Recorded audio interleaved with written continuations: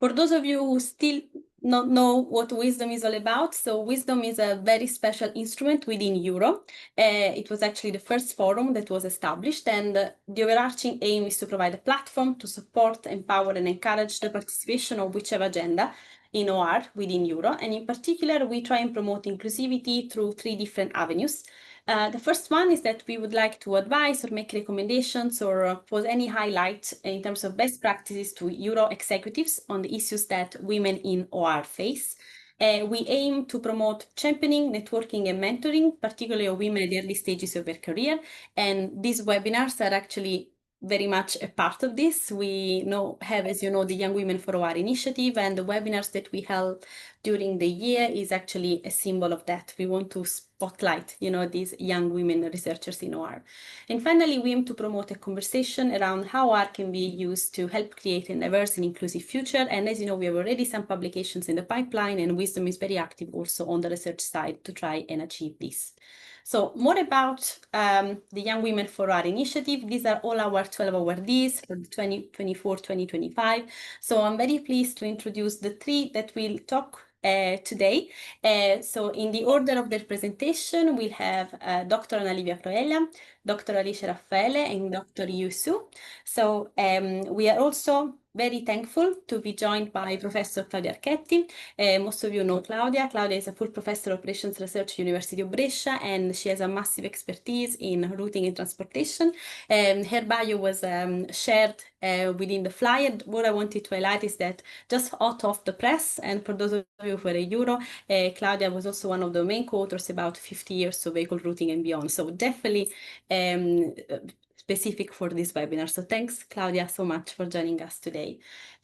So the idea for today, for those of you who don't know the format, is that we're going to start the presentations. Every one of our Young Women for OR will have 10 minutes to present their work. And then Claudia will kindly take us through a summary and potentially highlight any research direction stemming from that. And then whoever has a question after that, we'll open the floor to that. Okay, so the only ask is that if you can keep on mute so that we'll have only the main speaker talking, and they will be able, to provide their talk. So thank you so much, and I'm going to leave the floor to Anna Livia. Thank you. Hi, everyone. I will go and share my screen.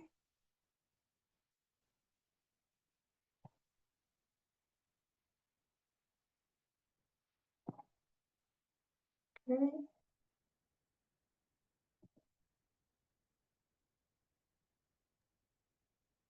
Okay, I think everyone can see my screen now.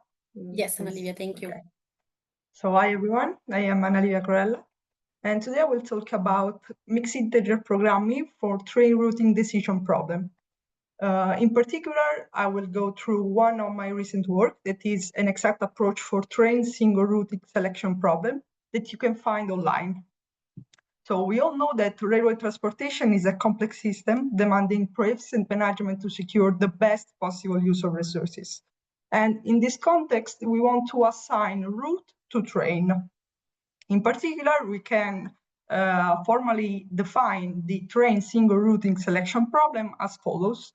We have a set of routes for trains with the route cost and a set of compatible route pairs with pairing cost. What we want to do is to assign a route to each train in order to minimize the sum of the route and the pairing cost, while ensuring that the selected routes are pairwise compatible. More formally, we want to minimize what we call the assignment cost. This cost comprises 2 components, one deriving from the routes, and we will call PR the cost of a route, and another coming from the pair of route, R and S, that we are selecting, and we call this cost a pairing cost. All these costs are non-negative. It can be seen, it can be evident that we can model all this problem with a graph. In particular, we can represent each route with a node and each pair of route with an arc.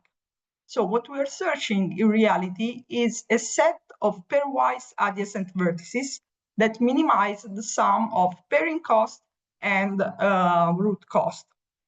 Since we want to assign to each train one and only one route, in reality, we are searching a k-click, if we have k-train, with minimum vertex and edge weight. And the graph we are searching in is a k-partite graph. So if we want to see what is this graph, here is an example. We call this graph a compatibility graph. And for example, here we have 3 trains. Each train has its own route. Respectively, we have 3, 4, and 2 routes for these 3 trains. And we want to search a 3-click in this case. So here in this example, the best possible click is the one highlighted in purple that has a total assignment cost of 21. So this is the problem. Now the question is, how do we model it? In reality, since it is a minimization of some pair and root cost, we can model it through a binary quadratic programming. In addition to a simple binary quadratic programming, we have some constraints that are partition constraint and click constraint. So here it is a formulation for our problem. We have a minimization problem for the x variable that are binary variables, telling us if a route is selected or not. We want to minimize the total assignment cost, and we have in 1b a constraint telling us that we want to select exactly one vertex for each train layer. And in 1c, we have a click constraint telling us that if 2 routes are not compatible, we have to choose at most one among the 2. This particular problem is indeed difficult to solve.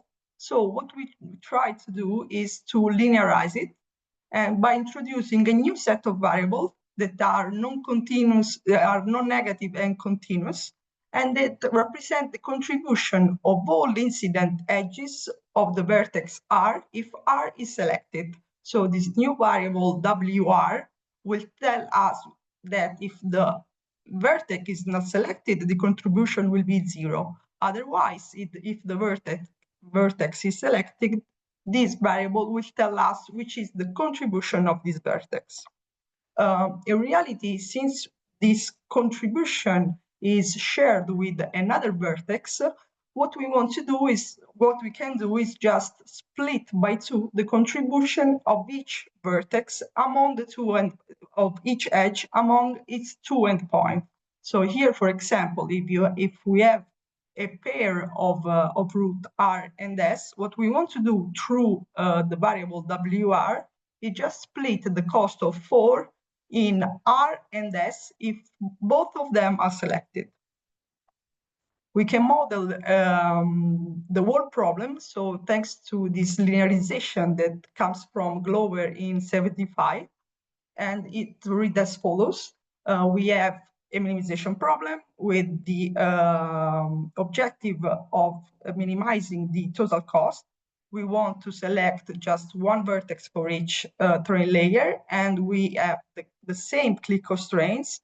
And in addition, we have 2 more set of constraints. These constraints are linear, of course, and depend only on the number of vertices.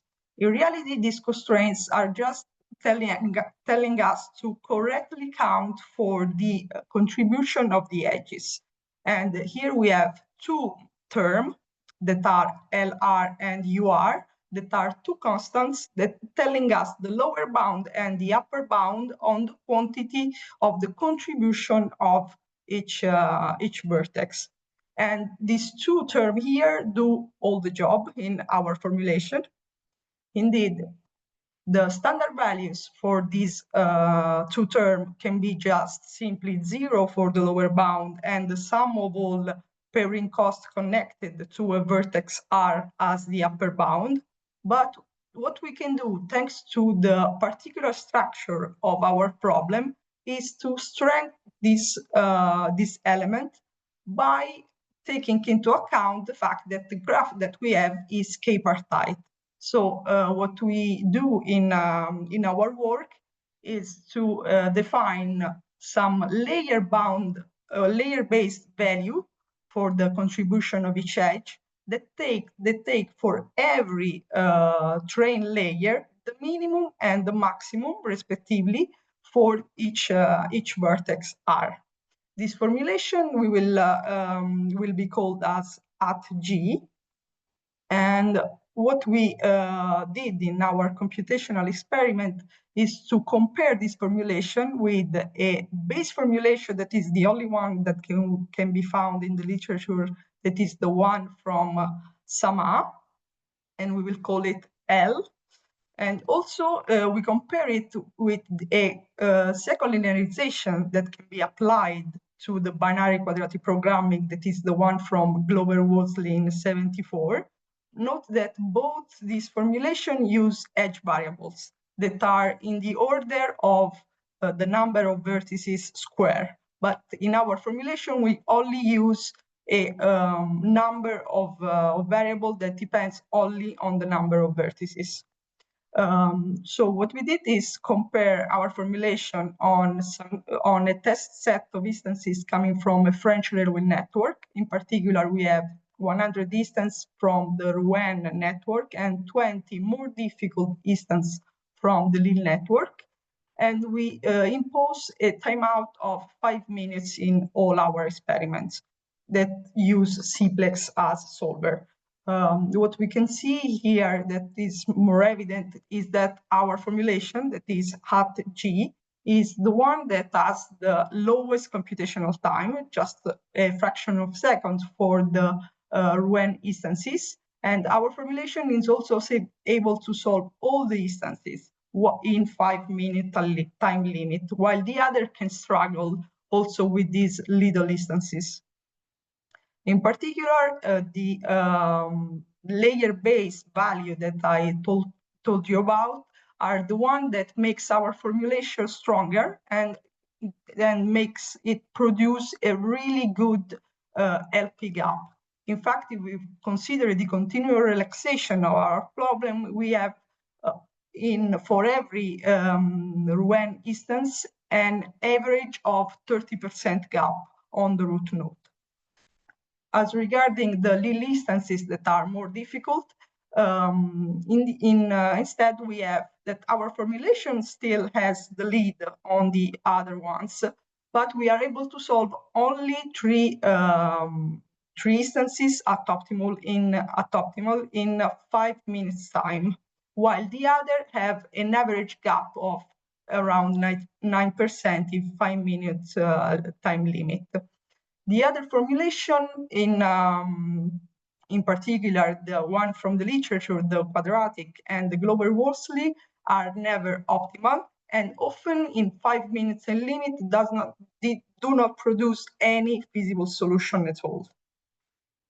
So what I present you, just in brief, is a novel formulation that exploits the realization technique introduced by Glover. And if you want to find out more, you can go on GitHub, where you can find both the instances and the code for this experiment. Just scan this code. And I leave you here some references. I don't know if these slides... Alice?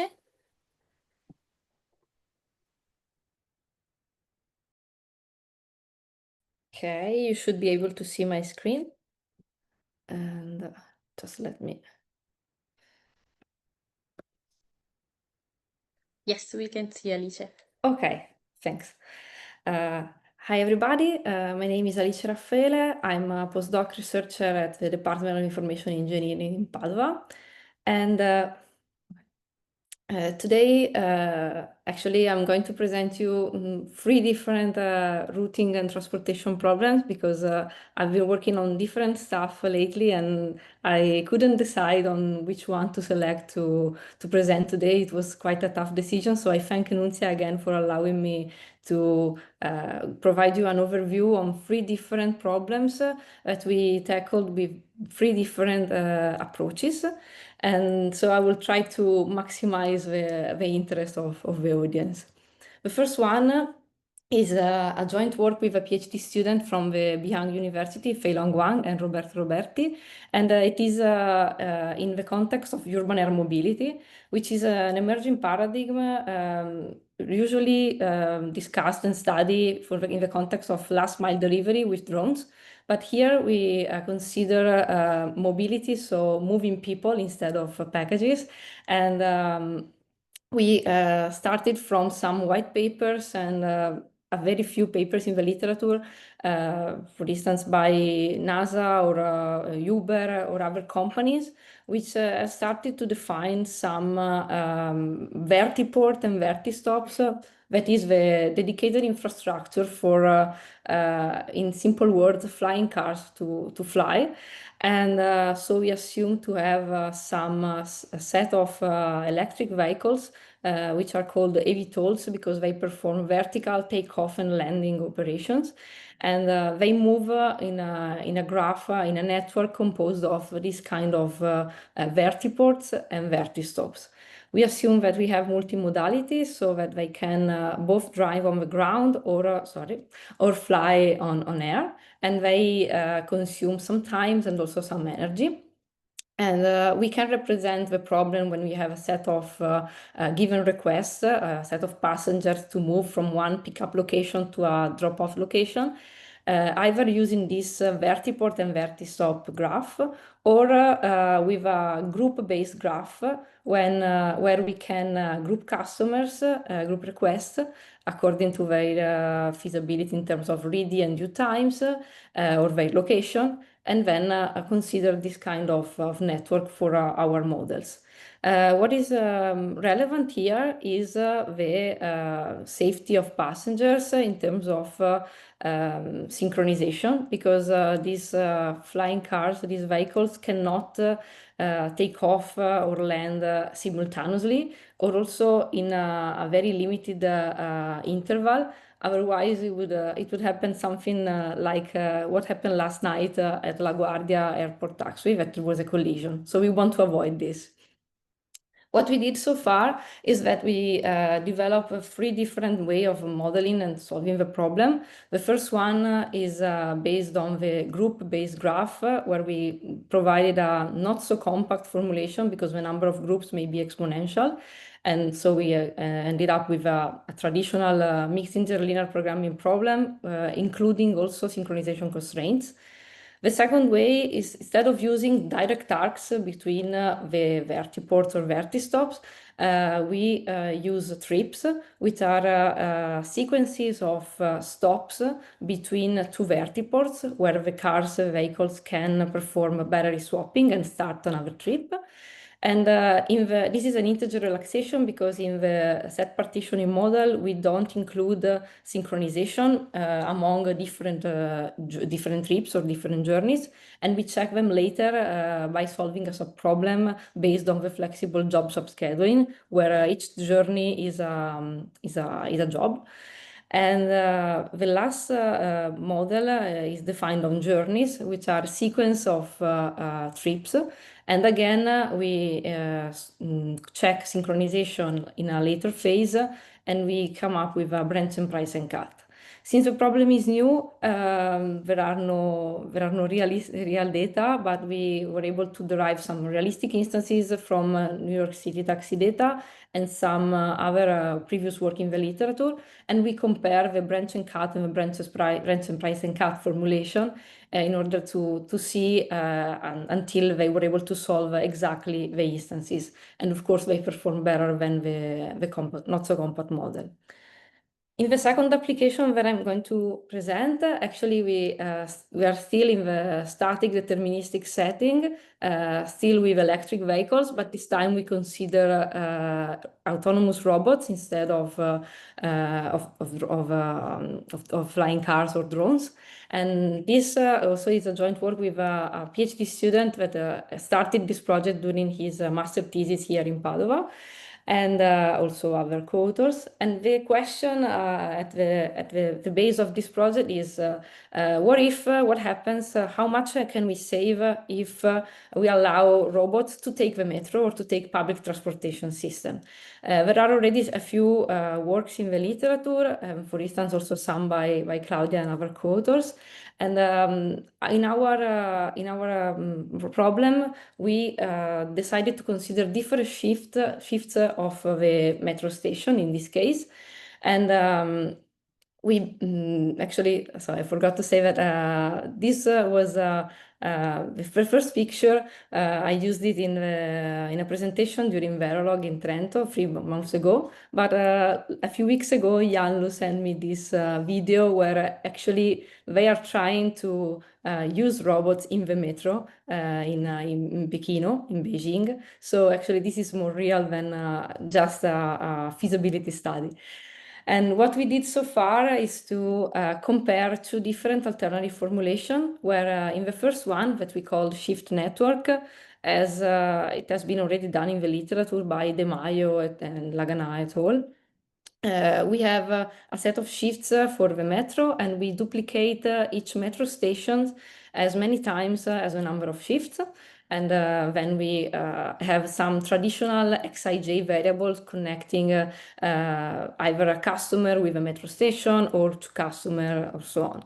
In the second way, instead, we consider either direct links between two customers, so Xij dir is the direct link, or all possible paths between two customers, I and J, that exploit some metro stations PR and the shift S.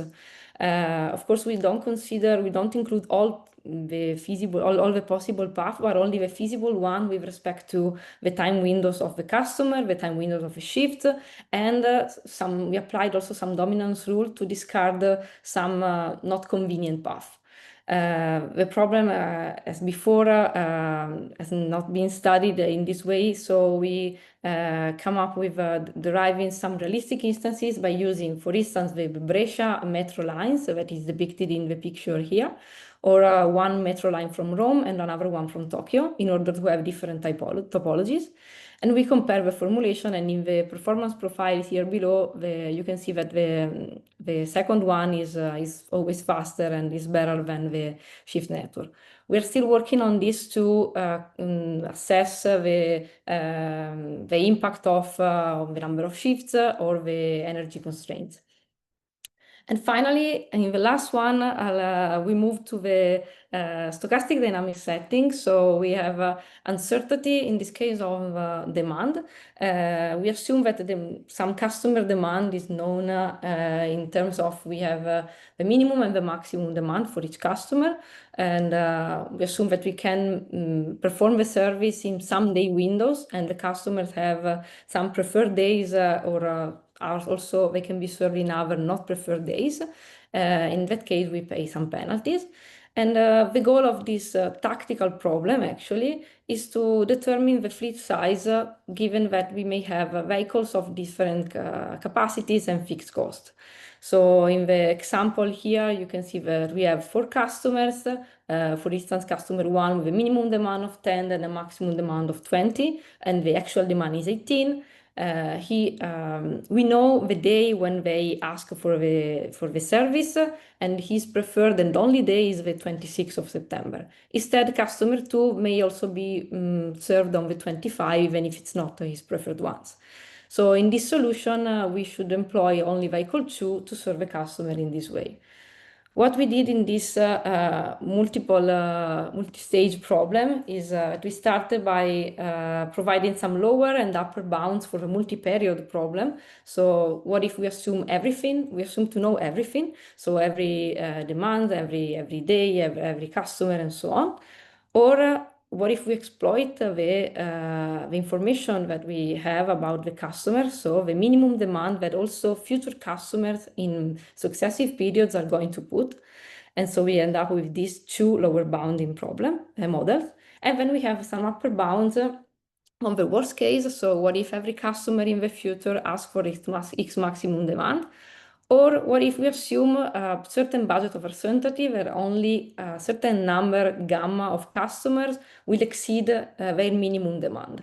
And so we came up with this for mixed integer linear programming problem that we applied actually in an approximate dynamic programming framework to define some policies to apply in a folding horizon fashion, such as that every day we optimize according to what we know, and by either ignoring the future or assuming some information, applying some of the previous formulation. And it may be that in some cases, the robust formulation may have the same result as the ex post, so the perfect information. So we tested our policies over two test of instances, some from the literature and some other derived from an industrial case study in on-demand waste collection, which motivated our study. And then we compared in some standard setting the policies to see that the robust formulation may perform better than some myopic or policy function approximation. And then we also try to increase uncertainty, the degree of uncertainty, or varying the maximum demand. So these are the references, and I don't know it was quite dense, but I hope to have planted some seeds of curiosity. So if you'd like to know more, please feel free to contact me. Thank you for your attention. Thank you very much, Alice. Definitely very interesting to have three different topics all together. So I'm gonna move now to our last speaker for the day, who is Yue Su. Hello, everyone. So I'm going to share my screen now. Okay, can you see my screen? That's perfect, Yue. Thank you. Go ahead. Thank you very much. So hello, everyone. I'm Yue Su, Associate Professor from University of Lille. And today I'm going to talk about the bi-objective electric autonomous dial-ride problem. And this is also a joint work with my colleagues, Jacob, Sophie, and Nicolas. So before introducing the bi-objective electric autonomous dial-ride problem, I would like to first talk about the single objective EADARP. So what is the single objective EADARP? So it consists in scheduling a fleet of electric autonomous vehicles to provide ride-sharing services to a set of customer requests that specify their origin and destinations. As you can see in the figure above, actually in this example, we consider 4 customer requests distinguished by different colors. And for each customer request in the EADARP, it is a pair of a pickup node and drop-off node. And the objective of the EADARP is to find the minimal cost route for the electric autonomous vehicles that can cover all the customer requests exactly once.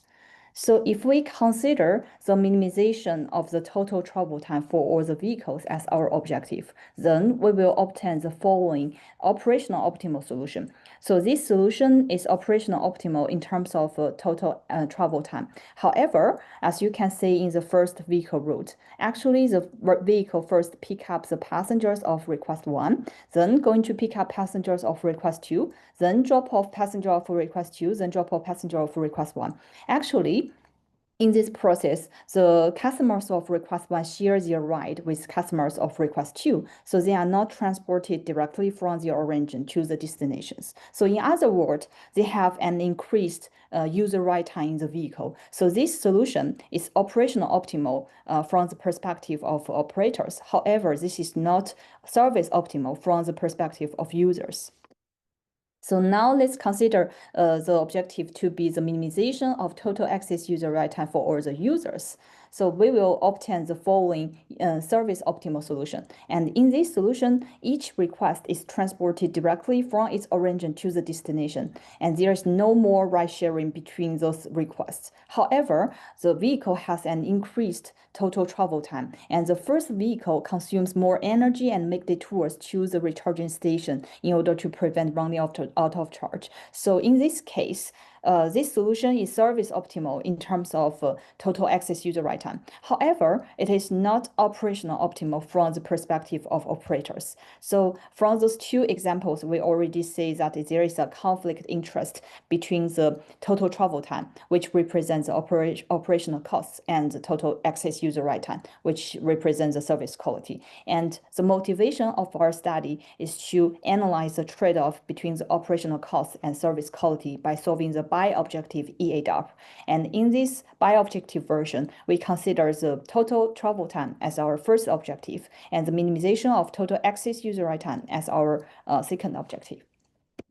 And our goal is to obtain the Pareto optimal solution, which is also called efficient solution. And a feasible solution is called efficient if there doesn't exist any other feasible solution that weakly dominate it. And its image in the objective space is called non-dominated points. As shown in the figure below, we would like to find all the red point in the figure, which are the non-dominated points. And we would like to find the Pareto frontier included all the non-dominated points.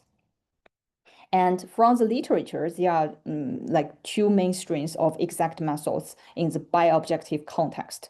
First main strain is that there are many works that have conducted objective space search algorithm, which include epsilon constraint methods and balanced box method, for example. And there are also many works who have considered decision space search algorithms, such as generalized branch and bound, to solve the bi-objective optimization problem. And in our work, we have proposed a new exact objective space search algorithm based on the notion of fragment. And we have benchmarked our algorithm to the literature exact method to validate our performance.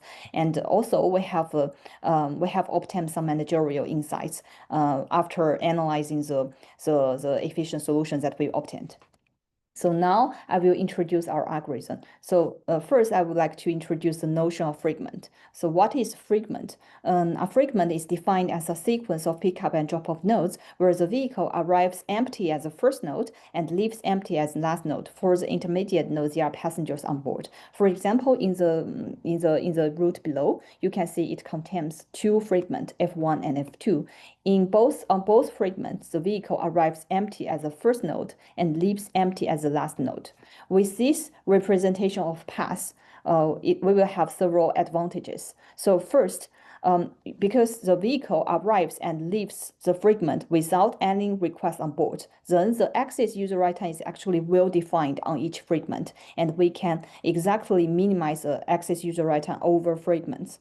And secondly, we can make advantages of the main results from the literature that given a feasible route, its minimal access user write time can be calculated as the sum of the minimal access user write time over the fragment it has visited. So this gives us an inspiration that we can design an objective space search algorithm based on this representation of paths. And the idea of our algorithm is to find all the non-dominated points in a given objective space, which is defined by two non-dominated candidates, ZT and ZB, as shown in this figure. And the core part of our algorithm is based on an iterative two-stage algorithm. So in the first stage, we select the fragments so that each customer request is visited exactly once. And the sum of the minimal access user write time over those selected fragments should be included into a certain range. This range is defined by the ZT and ZB, the two candidates points.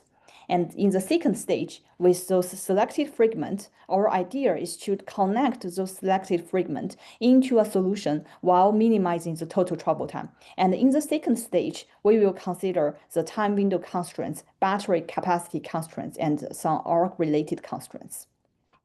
And if the new feasible solutions that we generated from the second stage is a new efficient solution candidate, then we will stop this algorithm and return the solution. This solution will help us to further partition the objective space.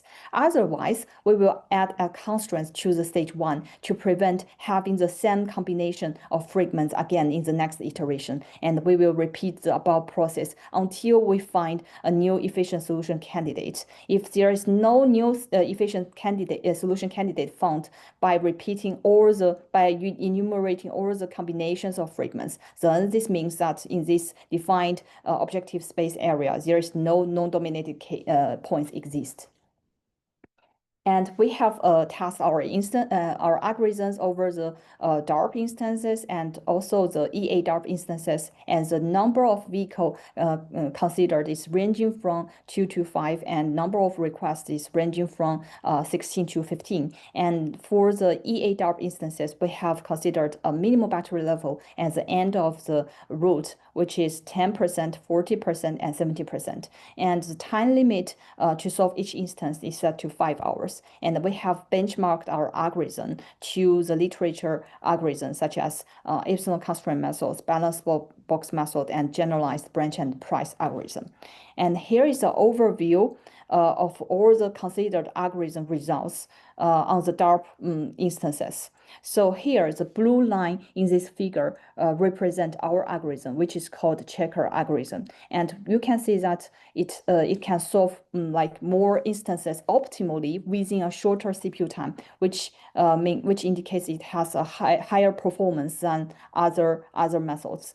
And after validating the performance of our algorithm results, we also analyze the efficient solutions that we obtained on the instance, and we have obtained some managerial insights. And now I will share with you the managerial insights that we have obtained. So here in the figure left-hand side, those are the non-dominated points that we have obtained for the instance, which has 2 vehicles and 16 requests.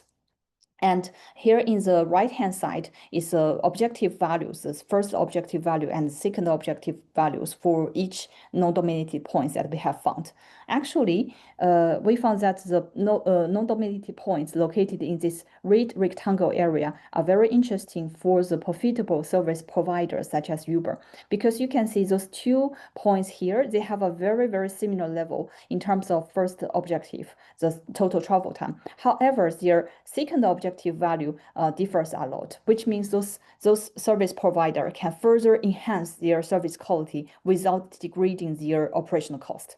And also, we found the solution located in this blue rectangle interesting for the non-profitable association, such as Red Cross, because you can see that those 2 non-dominated points, they have a very similar level in terms of excess user ride time. However, their total travel time differs a lot, which means those associations can further reduce their operational costs without degrading the service quality.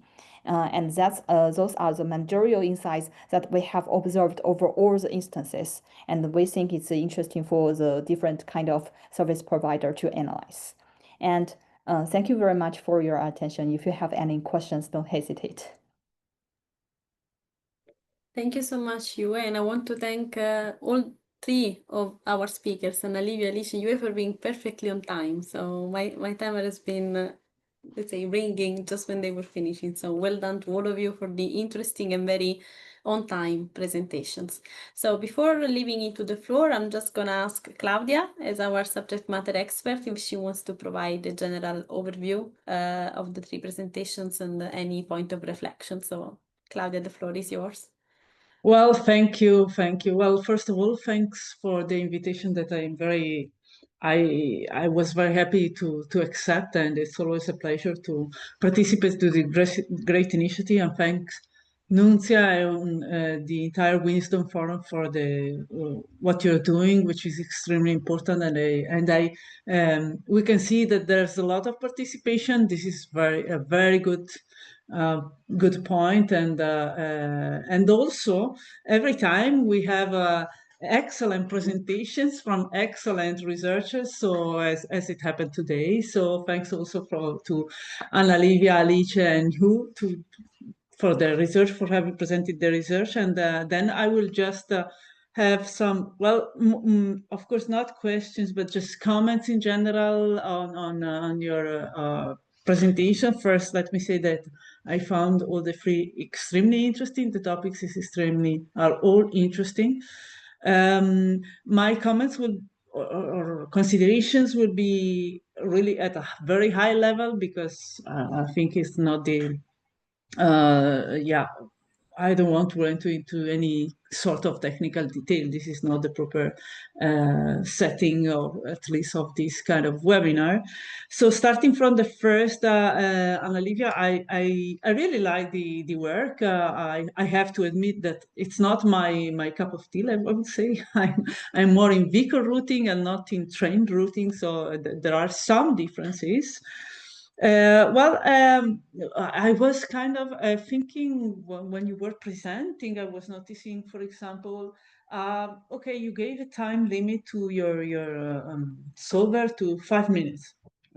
And in the slides, you mentioned that also why you are giving, because you want, this is thought as being a tool for like a sort of online or real-time scheduling of the train. So I was wondering whether you think, or you maybe already thought about whether this sort of tool could be open to, could be adapted to handle disruptions that are happening so often in train scheduling and routing, because given that, you know, it's thought to be fast enough to give a solution in a very short time, could it be a good tool to handle disruption, or eventually what you would eventually modify in terms of methodology or even definition of the problem to handle this case? Do you think it might be a good tool to start with?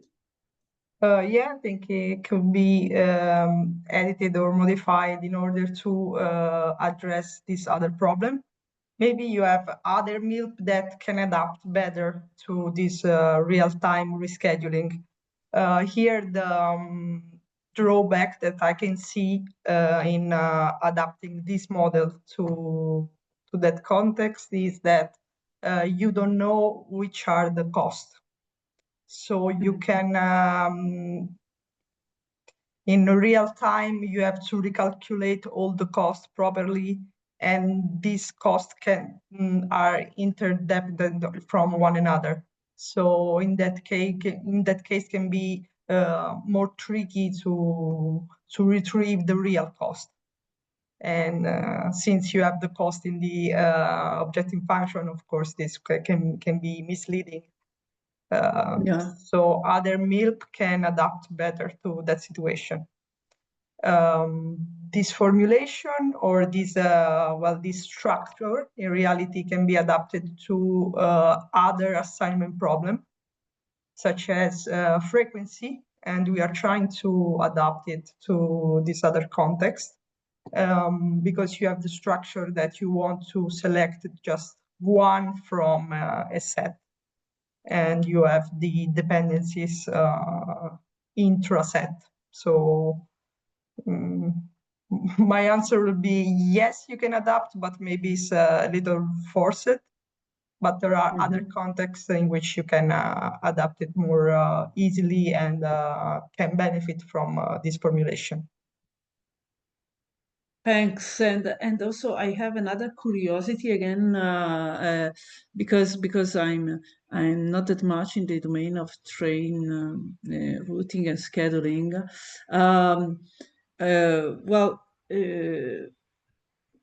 Yeah, I mean, as you mentioned, the objective function that you are considering is it's the classical one that we use, and this is possibly, I mean, a sort of reflection for you, but also for Alice and you as well. It's cost, right? We want to minimize as usual. But now, I mean, fortunately, they start increasing these discussions about, should we always consider cost? There are other objectives that are starting to be more and more important in all sorts of operations. For sure, transportation, it's one of them. So other objectives that might include, environment, so environmental impact of what we are doing, but also social objectives that might be related to fairness, equity. So when we're talking about passenger train, for example, what matters a lot is the service to the customers. So one of the objectives that we might consider as well is, are we providing a proper level of service to the customers? Of course, this question applies also to the presentations that were made by Alice and also by you. So we keep that's well, we the community, I mean, at least on transportation and education, is very much focused on let's say economic objectives, which is the routing. How can we start off providing a different view of the problems? I mean, or should we, or are these methodologies still, I mean, can be adapted? What is your feeling on that? My feeling is that yes, it is. Of course, we have to change the mind. Maybe we have to move to methodologies that, for example, as as the one presented by you, the B-objective. Yeah. So multi-objective, but I mean, what is the feeling on, for example, the domain that you are studying? Is it coming? Is it starting? I mean, researchers are starting to considering this other perspective, because I think this is, yeah. In my case, in terms of train scheduling, what you mentioned, that what I think was moving on this direction is the focus on passengers rather than environmental, I would say. So in the literature, there is a little attention to the passenger cost in terms of waiting time, and now we are moving in this direction. I don't feel like you have like environmental focus. Also because, I mean, train is an infrastructure that you already have, so it's quite difficult to rebuild or refocus in that direction. But of course, with this model, you can. So maybe you, rather than in the objective function, you can declare not comparable some pair of routes that are not, I mean, environmentally friendly, or can have some type of drawback on the environment. But I think that we cannot really talk about this in this context. If I can add something about maybe more related to routing, not in trains. As far as I know, as far as I can see in the literature, most of the environmental issues are mostly treated sometimes in the either in the objective function, we want to minimize the emissions, or to compute some routes that are environmental friendly, or as in the two problems I presented, the community shifted to study electric vehicles. So this led us to include battery constraints, to study where to location problems, also where to put the stations, charging stations, or to have more of the environmental issues in the constraints in terms of the batteries. When do you, where and when do you change the battery, do the battery swap, how much do you charge or not? In terms of objective function, besides the most common single objective of minimizing the emission, I think that there are maybe a few works in terms of bi-objective, where you try to both minimize the emissions and the transportation costs. And maybe it is more common now to try to for instance, in my first application I presented, our objective function is to maximize the number of passengers we serve.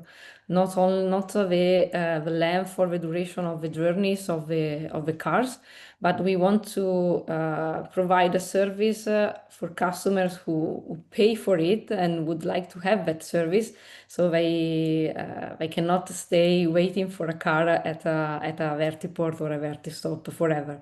So still, we didn't include some fairness, so we don't. We may have some priorities on customers that may represent some requests who need to be served first. For instance, I don't know, for some health issues or something. But I think it's still more common to just focus on the routing cost, because we are still looking at the problems from the company's perspective.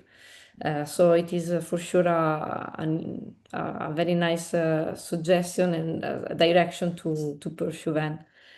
And yeah. And maybe I can add some comments from my side.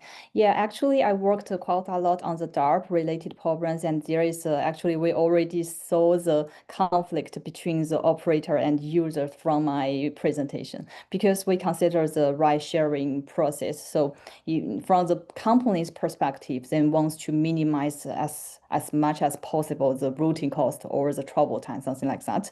And from the user's perspective, if you, for example, if I share my ride with others, I will arrive at my destination place later, which is not very good for me. Initially, in the DARP-related applications, there is a constraint to offer a certain quality levels for the service quality. For example, we will add a maximal user ride time constraint in the model to ensure that, okay, we offer the user with certain service quality. However, in my presentation, in my work, I want to really analyze the trade-off between the operational cost and the user's perspective, the service quality, so that I solve a bi-objective optimization problem.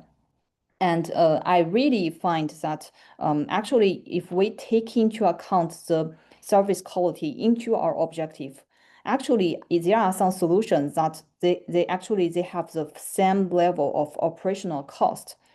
If you just consider the two objectives in a weighted sum way, actually you have already been able to improve the second objective without any increase on the first objective, or just a very slight increase on the first objective.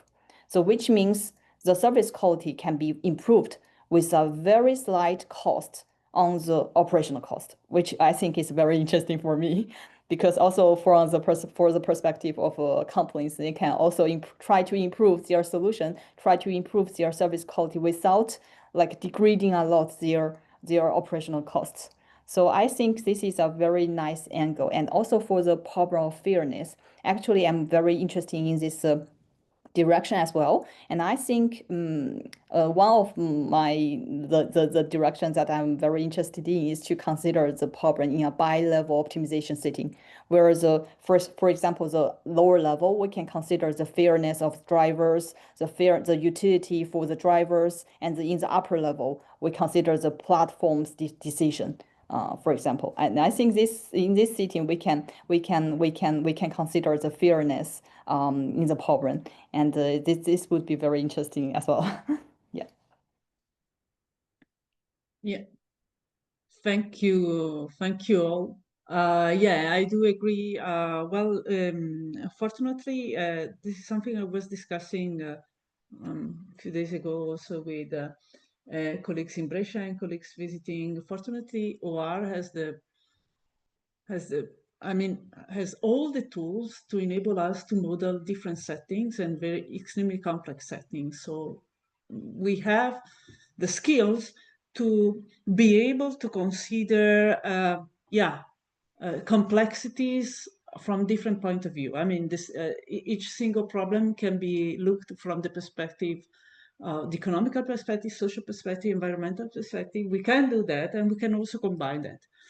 And also, as a researcher, we also have the let's say, the possibility to, not only in terms of objective, but also to propose what could be eventually I mean, solutions or strategies that goes towards a given perspective. Like, for example, the freight on transit, the use of public transportation to deliver freight. This is already something that goes in the direction of, I mean, if you reduce the cost, but still you are using the public transportation, so you are reducing the emission, you are reducing the congestion. So we are going in that direction already. So yes, I think that well, and just a conclusion of my comment. I thank you again for your contributions. I think they are indeed interesting, and then they are going two interesting directions. I see more and more these contributions which takes into account different perspective, especially now the European community is putting a lot of pressure on perspective related to environment, but also social perspective. This is becoming an issue for our societies due to the coming of these new works that create opportunities but issues as well. And so I think that we all, as a community, we should go in that direction. So thanks. Here I stop. Thanks again. Thank you very much, Claudia, for your contribution, as well as to Anna Livia, Alice, and Yue.